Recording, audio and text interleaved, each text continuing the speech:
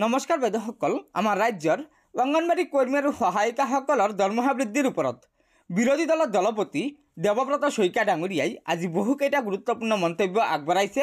যিকেইটা মন্তব্য আমাৰ ৰাজ্যৰ প্ৰতিগৰাকী অংগনবাড়ী কৰ্মী আৰু সহায়িকাই জনাটো অত্যন্ত প্ৰয়োজন। গতিকে বাইদেউসকল, বলক আমি আগবাঢ়ি গৈ আজিৰ এই গুৰুত্বপূৰ্ণ খবৰটো জানি লওঁ। তাৰ আগতে আপোনালোকক এটা অনুগ্ৰহ কৰি লগৰ বান্ধৱীসকলক এই ভিডিঅ'টো শ্বেয়াৰ কৰি আজিৰ এই গুৰুত্বপূৰ্ণ খবৰটো জনাই দিব।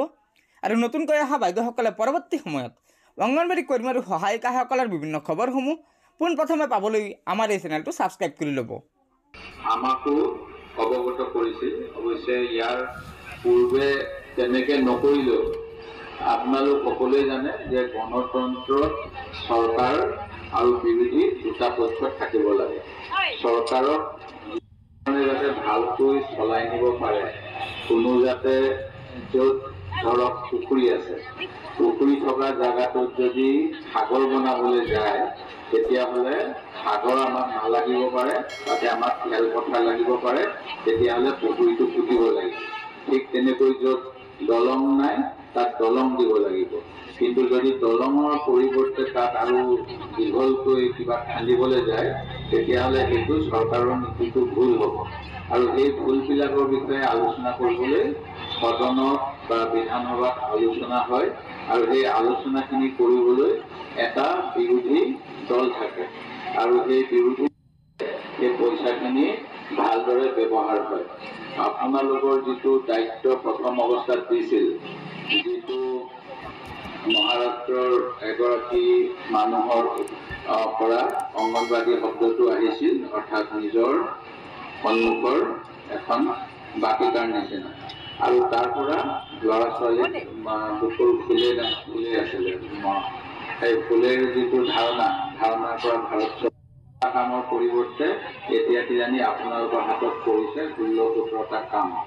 তাৰ উপৰিও আপোনালোকে বিভিন্ন মেলে মিটিঙেও ভিৰ কৰাবলৈ যাব লাগে। এই গতিকে আপোনালোকৰ যিখিনি কাম, এই কামখিনিৰ কাৰণে এটা মাননি কেন্দ্ৰ চৰকাৰ ৰাজ্য চৰকাৰ দুই পক্ষই মিলি দিয়ে, আৰু ভাৰতবৰ্ষৰ কেইখনমান ৰাজ্যত এই মাননিটো বৃদ্ধি হ'ল। কৰ্ণাটক, তামিলনাডু, দিল্লী বা অন্যান্য কেৰালা, এইবিলাক ৰাজ্যত। আমাৰ অসমত আপোনালোকে দাবী কৰি আছে, আৰু শেহতীয়াকৈ ডিচেম্বৰ মাহত আপোনালোকৰ দাবী সঞ্চালকে ৰাজ্য চৰকাৰলৈ পঠাইছিল। আৰু এই কথাখিনি মোক আমাৰ নাজিৰা ICDS প্ৰজেক্টৰ যেতিয়া ধৰ্ণা হৈ আছিল তেতিয়া তাৰ কৰ্মী আৰু সহায়িকাসকলে কৈছিল।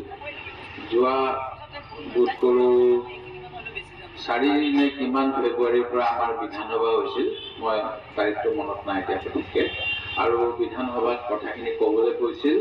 আমি সেই কথাখিনি যেতিয়া বাজেট ঘোষণা হ'ল বা তাৰ পৰৱৰ্তী সময়ত কেইবাদিনো আপোনালোকৰ হৈ উত্থাপন কৰিছিলোঁ, কিন্তু তাৰ ক্ষেত্ৰত যিটো সঁহাৰি পাব লাগে আমি পোৱা নাই। আৰু এনেকুৱাও নহয় যে বিৰোধী হ'লো কাৰণে চৰকাৰক যেনেকৈ ঘৰত গেটখন খুলি দিলে কুকুৰে ভুকি থাকে, আমি অনবৰত কিবা কথাত ভুকি থাকিব লাগিব। সেইকাৰণে যদি সোমাব নিদিয়ে আমি চাইডেদি যাব লাগে, আৰু সোমোৱাটো দৰকাৰ হ'লে সোমাবই লাগিব।